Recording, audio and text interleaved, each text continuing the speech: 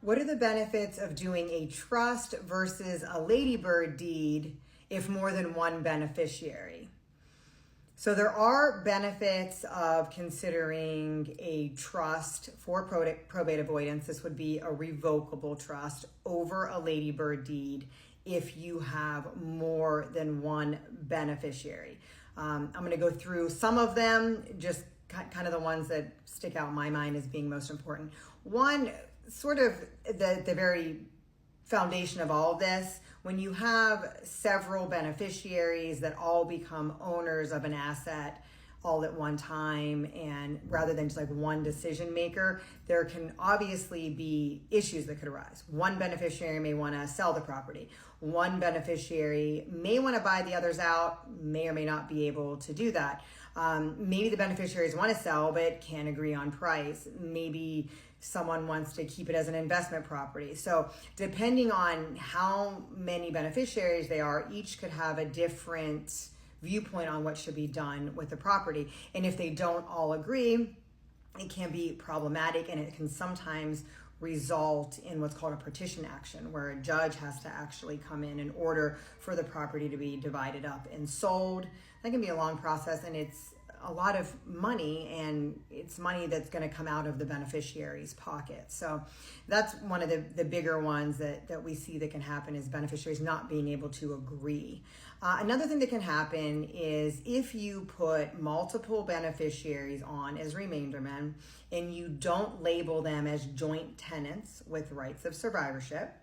And we see this often when somebody wants to make it so that if their kids have kids, then their kids wouldn't be able to inherit their property. In a joint tenant scenario, all the beneficiaries have equal ownership. So if one of the beneficiaries passes away, the remaining beneficiaries just own the property then together, rather than their section or a section of it passing down to the children of the person who passed away. So if you don't label it joint tenants with rights of survivorship, meaning just whatever beneficiaries are surviving own the property, then it's considered tenants in common property. And what tenants in common property means is that each of your beneficiaries owns their own share. It's unique to them, it's their share. What happens in this scenario is if one of them passes away before you, then their share would need to go through probate for their estate. Or I should just say, if they pass away in general, they're on the deed, they pass away, you had them on the deed, then their share has to go through a probate in their estate. So then you're not actually fully avoiding probate in this scenario. Another thing that we sometimes see is people tend to want to get fancy sometimes with their distributions. They want to have certain conditions put in place, or they want to have distributions to be made at a certain age. All of this can be done within a trust. You know, property is just one of your assets. People often put most of their assets or a lot of their assets in a trust, and they can determine when those assets are going to be distributed to their beneficiaries. Is it all at once when they pass away, or are they going to be distributed in stages? Are there going to be conditions placed upon the beneficiaries before they get certain distributions? How much power is the trustee going to have to sort of help manage the money that's in the trust? So these are all things that can be clearly defined and put into words in a trust, but you can't get fancy like that with a deed. You know, with a deed, you can name more than one beneficiary. You can give the beneficiaries percentages.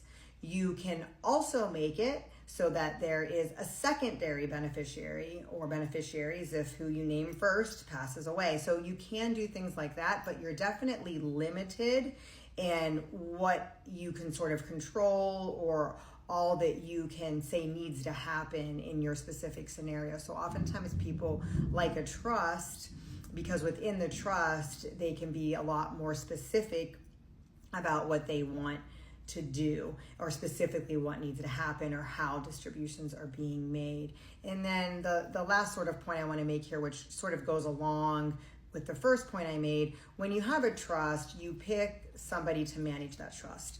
They're called the trustee. During your lifetime, it's you. After you pass away, you name another person who's going to be trustee.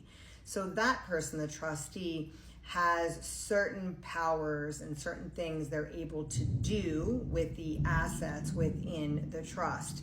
And a lot of times this is done to make things easier for the beneficiary. So the example that I gave earlier, beneficiaries can't agree. They don't know what they want to do with the property. They're arguing. Well, the trustee at that point is able to sort of take the reins and determine what is in the best interest of all the beneficiaries.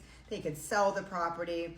They can split up the proceeds between them accordingly. Again, has to be done for the benefit of the beneficiaries, but it eases a lot of stress and arguing that might occur between the beneficiaries when you have this one person, preferably a neutral person, since if it's one of the beneficiaries themselves, it can be problematic. But when you have this one person who can sort of be the voice of reason or make sure that things are done fairly within that scenario, so that you don't have multiple people fighting or arguing to get their way.